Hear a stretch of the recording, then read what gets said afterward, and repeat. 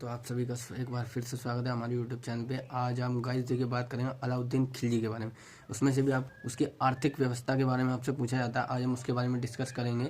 उससे पहले गाइस मैं ये कहना चाहता हूँ, अगर आप हमारे यूट्यूब चैनल पे नए हैं तो लाइक एंड शेयर सब्सक्राइब कर दें, ठीक है गाइस।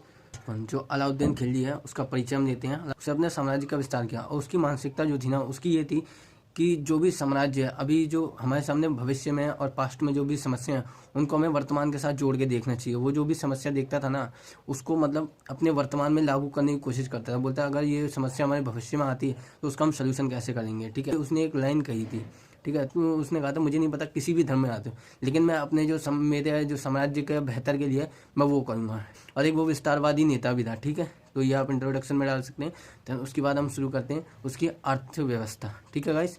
उसका फर्स्ट पॉइंट क्या कहता है, अमीरों के मेलजोल पर रोक लगा दी थी। उसने क्या किया था, जो अमीर थे ना उसके साम्राज्य में, उसके मेलजोल पर रोक लगा दी थी, क्योंकि उसको पता था कि ये अमीर जो है ना, ये कभी भी मेरे लिए खतरा बन सकते हैं। क्या कर सकते हैं, ये क्या करेंगे, कभी भी मेरा विद्रोह कर सकते हैं, ठीक है। और विद्रोह की जो चिंगारी है ना, ये भड़का सकते हैं लोगों को, ठीक है। तो उसने क्या किया, अमीरों की जो मेलजोल होता था उसी पर प्रतिबंध लगा दिया और यूँ बोला आप लोग नहीं मिलेंगे, और साथ ही आप आपस में ना जो विवाह संबंध है वो भी स्थापित नहीं कर सकते हैं, ठीक है। जो इसका परिणाम क्या निकला था, जो अमीर थी ना, अमीर जो जितने भी थे, उनकी जो शक्ति थी वो क्षीण हो गई थी।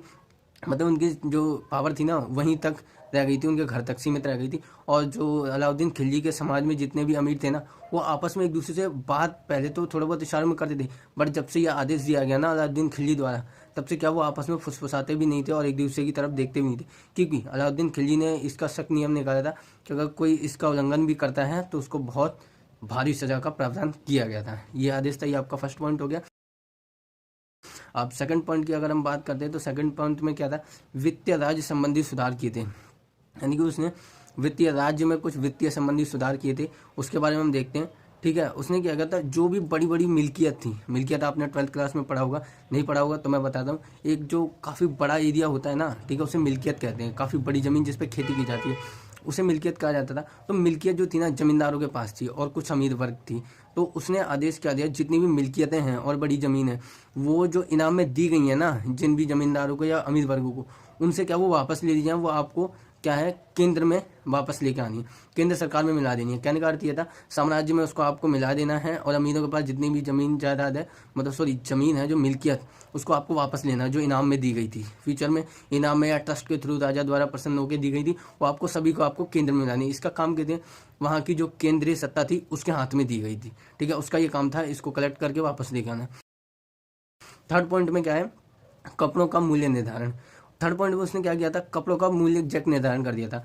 अब सिंपली बात यह है कि जो अच्छे कपड़े थे, ठीक है, सूती कपड़े जो भारत में बनते थे, उसका मूल्य इंक्रीज कर दिया उसने। इंक्रीज करने का मतलब एक मूल्य निर्धारित कर दिया था। उस पर टैक्स जो भी लगता था, टैक्स होता था, उसके अंदर साम्राज्य का टैक्स और बाय कर, ए टू जेड जो भी कर लगा के उसने मूल्य निर्धारण कर दिया। अब वो क्या है, जो व्यापारी पहले आते थे उनको पहले सस्ता पड़ता था, वहाँ से खरीदते थे और बाहर बेच देते थे महंगे दामों पे। अब परेशानी ये हो गई, जब वो वापस आए ना दोबारा ये चीज़ परचेज करने, तो इस बार महंगी हो चुकी थी। तो जो व्यापारी थे उनको खरीदने में काफ़ी प्रॉब्लम होती थी, ठीक है। तो इस वजह से जो व्यापारी वर्ग था ना, वो भी इनसे काफ़ी परेशान हो गया था, ठीक है। तो इस वजह से बहुत जो दूर दराज से जितने व्यापारी आते थे, एक बार परचेज करने आते थे, सेकंड दूसरी बार आते नहीं।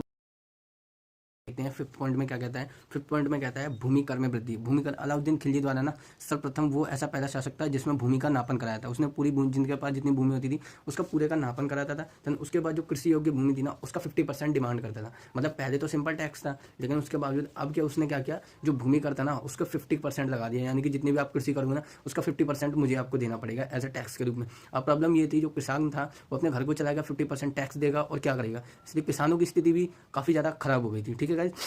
उसके बाद लेकिन अलाउद्दीन खिलजी वो फ्यूचर सोच के चलता था। फ्यूचर था, वो सोचता था अगर फ्यूचर में कोई प्रॉब्लम आती है ना तो हम इसका सोल्यूशन कर सकते हैं। और उसका ये मानना था, अगर भविष्य में हमारे भुखमरी जैसी स्थिति आएगी ना, तो हम जो घर हैं जितने भी हमारे में सदस्य हैं उनको हम 50% अनाज देंगे, जिससे क्या है उनका भरण पोषण हो सकेगा अगर अकाल जैसी स्थिति आती है तो, ठीक है गाइज। और उसके बाद फिफ्थ पॉइंट देता है। फिफ्थ पॉइंट में क्या बोलता है, बोलता है मुखिया मुखिया व प्रधानों की शक्ति का आनंद। उसमें उस टाइम क्या है, मुखिया और प्रधान होते थे। मुखिया प्रधान क्या करते थे, वो अब मतलब टैक्स का कलेक्शन करते थे, ठीक है। अब उनसे क्या किया, टैक्स का कलेक्शन की जो पावर थी ना वो छीन ली गई। बोला कि आप टैक्स का कलेक्शन नहीं करेंगे, उसकी अपेक्षा आपको खुद टैक्स देना पड़ेगा, ठीक है। अब वो लोग वो भी टैक्स के दायरे में आ गए, ठीक है। और ये बोला जो आप टैक्स का कलेक्शन करते हो ना, अब वो शासक सत्ता करेगी, यानी कि केंद्र सरकार करेगी। तो वहाँ की जो केंद्र सरकार थी ना, उसके हाथों में टैक्स का कलेक्शन दे दिया और साथ में टैक्स के दायरे में इनको भी लपेट दिया गया। इसलिए इनकी शक्ति भी क्या क्षीण हो गई, इनकी शक्ति सीमित रह गई हैं। इसमें छठे पॉइंट में एक घड़ी और चरी कर दे रखा है, ठीक है। घड़ी कर क्या था, जो हाउस टैक्स था। अब जो अलाउद्दीन खिलजी था ना, अलाउद्दीन खिलजी ने ना हाउस टैक्स भी वहाँ पे लगा दिया था कि आप जो घर में रहते हो, घर का टैक्स भी हमें देना पड़ेगा। देन उसके बाद ये बोला कि कोई आप घर का टैक्स तो दोगे, साथ में जो चरी कर है, चरी कर का अर्थ है जो दुधारू पशु होते हैं, जिनसे मतलब दूध की प्राप्ति होती है, जैसे गाय हो गई, बकरी हो गई, भैंस हो गई, जितने भी चरी खाने वाले पशु है ना, ठीक है, यानी कि दुधारू पशु, उनका भी आपको कर देना पड़ेगा। जितने भी आप लोग जो भी मतलब चरी पशु, दुधारू पशुओं को रखते हो, उसका भी आपको टैक्स देना पड़ेगा। जिसकी वजह से क्या है, जो वहाँ के पशुपालक थे ना, उनकी स्थिति भी क्षीण हो गई थी, ठीक है। उसके बाद एक जजिया कर था, जजिया कर भी इसने लगा रखा था। जो गैर मुस्लिम थे, यानी कि हिंदू हो गए, यहूदी हो गए, फारसी हो गए, तुर्की हो गए, इनसे क्या बोलता था, वो बोलता था आप मुस्लिम नहीं हो तो आपको जजिया कर देना पड़ेगा, ठीक से। एक तरफ से अब ये जजिया कर भी लेता था, ठीक है, ये भी उसका टैक्स का कलेक्शन होता था। उसके बाद देखते हैं खदानों का मूल्य निर्धारण। उसमें क्या है, जो अलाउद्दीन खिलजी का जो साम्राज्य था, उसमें जो भी खदान थी ना, उसमें जितने भी कुछ भी निकलता था, ठीक है, हीरे मोती जवाहरात वगैरह या कुछ भी, तो उसका निश्चित टैक्स, निश्चित मूल्य निर्धारण कर दिया था। और जो मूल्य निर्धारण था ना वो ज़्यादा था, ठीक है। इस वजह से जो बाहर के व्यापारी आते थे ना, वह व्यापारी कुछ तो खरीदते थे, दैन कुछ एक बार खरीद तो लेते थे, दैन उसके बाद दोबारा नहीं आते थे, ठीक है। इससे क्या व्यापार की स्थिति में भी काफ़ी गिरावट आएगी, क्योंकि आप किसी को एक ही बार महंगा दोगे और दूसरी मतलब एक बार सस्ता दोगे, पहले वो सस्ता लेते थे और दूसरी बार जब आप आओगे तो उसे महंगा दोगे तो वो दोबारा थोड़ी ना आएगा, ठीक है। तो ये आपका क्या खदानों का मूल्य निर्धारण कर दिया था।